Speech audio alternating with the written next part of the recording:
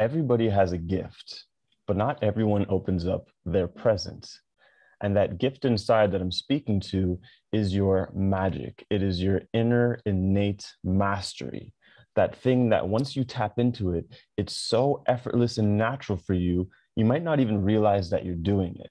But yet it's going to be the thing that you're so masterful at that it's what, in a sense, carries the most value for you and for others, because that's what they could learn from you as well. So in this video, what I'm going to talk about is how can you access and call forth more of your inner mastery.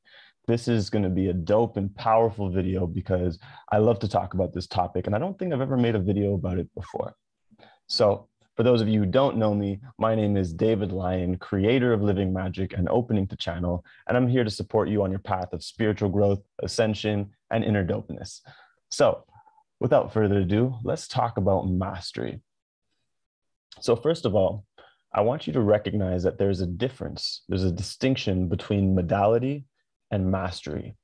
Most people who learn something, especially on the path of service, of, you know, when you're being of service to others, you know, will learn a modality. And by modality, I mean, you know, maybe you learn Reiki, maybe you learn jujitsu, maybe you learn rapid transformational therapy, you know, all these different modalities, NLP.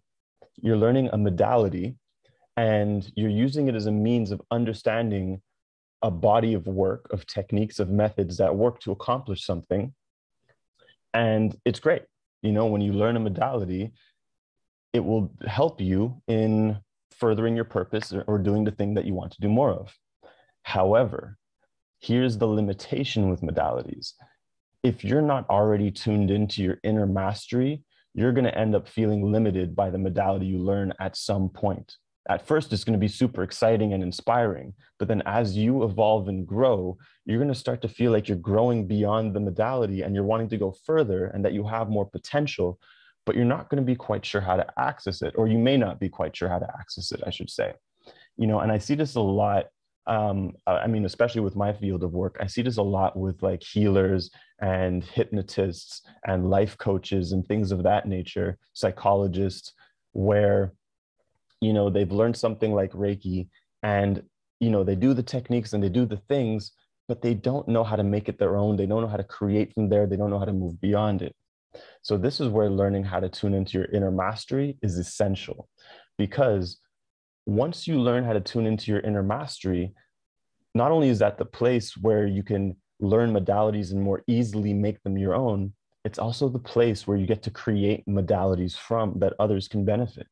Now that's super cool, right? Because when you think of something like Reiki, that was someone's mastery. That was someone who tuned into something and created this thing that he called, or he or she called, Reiki, and did it, and then was able to teach it to others. But then when it was being taught to others, then people were learning that person's modality and not necessarily learning their own mastery as well, in addition to it. So that's how I want you to think about this, is that all these different modalities that are created came from someone's mastery, right? So why not tune into that for yourself? This is why I say everyone has a gift, but not everyone opens up their present or further blossoms that present, that gift on the inside. So how do you tune in to your mastery? Well, the very simple answer is that the more you act on your passions and excitements, those energies, the more you're going to be nourishing the energy of your gifts and your intuition and raising yourself into a higher vibrational frequency so you can get more into the vibrational vicinity of where your mastery is accessed at inside of yourself. Does that make sense? So in other words, passion and excitement and inspiration and joy, in other words, the energies of your true core natural self, the energies that light you up, are the nourishment for your gifts. That's what ignites and enhance and reveal more of your gifts, more of your shine, more of your mastery for you. Now, so that's how you begin to tune into it. That's how you nourish it. That's how you call it forth and raise your vibrational frequency so that it can become more evident to you. But how do you make use of it more?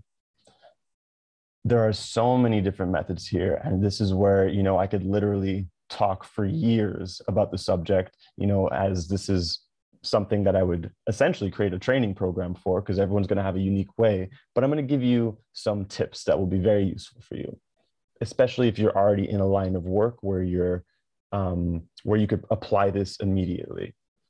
So the first thing I will suggest is to be willing to let go of technique in order to tune more into your inner technology, the place from whence you create technique from. For example, let's say you're a psychologist and you've been taught that when a client comes in a session, you're meant to ask them certain questions or ask them questions in a certain way and to let them lead the session in a certain way. And when you do that, sometimes you notice you feel drained. You're feeling drained by your sessions. You're feeling drained perhaps by the experience of your clients. And you're just carrying along with what you were taught to do, and you get whatever results you get. You help them as much as you can. By being willing to let go of technique, what you allow for is you allow yourself to open yourself up to the pings of your intuition much more easily. So what I'm saying is, in other words, let's say the client comes in and they present a problem. They're like, I'm going through this, I'm having a hard time with this. And you were taught to go, okay, then next question to ask, or the next thing to do is to go this way. But instead of that, what I want you to do is to stop and feel as they're talking, as you're willing. That's the first step. Be willing to let go of technique. And as they talk, I want you to feel, sense what you actually feel called to explore in what they're saying. And what it's going to feel like is a higher vibrational ping, it's the only word I know how to use because it's literally what it feels like. It feels like a ping in your consciousness of something to speak to or something to explore. And it feels of the texture of a higher vibration than what you're currently exploring. So they're coming at you from this vibration. Actually, perfect example that comes to me is years ago, I once had a client come to me, and I wouldn't do this with every person, by the way, just so you know, this was unique to this person. I once had a client come to me and they're like, I'm depressed. My life is shit and I want to kill myself. And I looked at them very smiling in my joy, because recognizing that, and this is another tip, I recognize they don't have a problem. They might think they have a problem, but they have an opportunity. They just haven't seen it yet. So because I see their opportunities, and because I see anything they bring to me as an opportunity to expand and evolve into more, and to see more of themselves and to get clarity and to have breakthroughs, I'm already coming from a different vibration. Because if I'm also seeing them as having a problem, then it's a lose-lose. I'm buying into the reality of problem and trying to solve things from within that matrix. It doesn't work. So right from jump, I always recognize that they have opportunities and possibilities. They never have problems. No one has a problem. So they're like, I'm depressed. I feel like shit. I want to kill myself. From the perspective of recognizing that they have an opportunity and automatically wondering inside myself, even unconsciously, like what that opportunity is, I'm already, if this is the vibration of where they're coming from and I'm already over here, I'm already going to be attuned to the pings and the conversations and the explorations wanting to happen that will allow me to raise their vibration and bring them to a different state to where clarity lives. And so what I felt most intuitively, what I said to them is, I'm like, that's amazing. And I genuinely meant it. I'm like, that's amazing. Your life is like shit. You're depressed. You want to kill you. That's amazing. Why? Because that means you've hit rock bottom and there's nowhere to go but up. So we get to build from a great foundation. And that was the genuine wisdom and truth that was flowing through me. And on top of that, because I said that's amazing, it was a pattern interrupt for them, right? It interrupted their cycle of thoughts and what they're used to hearing about it. They're used to hearing, oh, I'm sorry to hear that. Okay, well, all right, well, let's talk about this. They're used to that vibration. That's the pattern. But by me saying that's amazing, you break the pattern, and the person was stunned, like, is this person nuts? And but it was enough for me to install or to imbue a new frequency to them of that's amazing and open them up to what I'm going to be saying next. So in that moment, there was no technique. I was following the ping. And from that point, I just continued to dance with that vibration. I would say something, they would respond, and then I would pay attention to the next ping and then respond and keep dancing and dancing and dancing until we got to their breakthrough. That's the essence of it. Okay, I'm going to go into some more tips that you could use to make that process more effortless so that you can get more effortless transformations and call forth your mastery.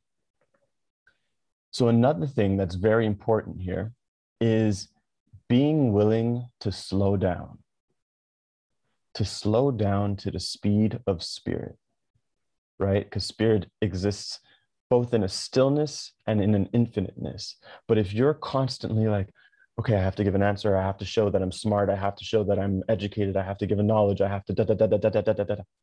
What that's like is, imagine you're in a swimming pool and you're splashing around in the waters, and you're splashing, which again is a metaphor for like you're in a rush inside yourself. You feel like you need to overcompensate. You feel like you need to give an answer. Da da da da da da da. If you're splashing in those waters, what you're not going to sense and feel are the very subtle currents of water that are already hitting your body, that are that are hitting your body, which is a metaphor for the messages that are coming to you.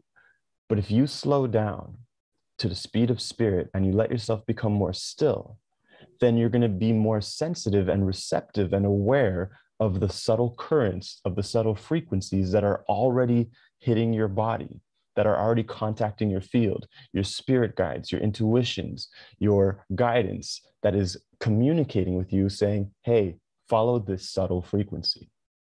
So you want to slow down in the waters of your consciousness to the speed of spirit. From that point, you're going to have access to more of your gifts, more of your mastery, more of your intuition. And here's another tip. This is where you want to always adopt a behavior and attitude of playfulness. The divine child is the God within. Remember that.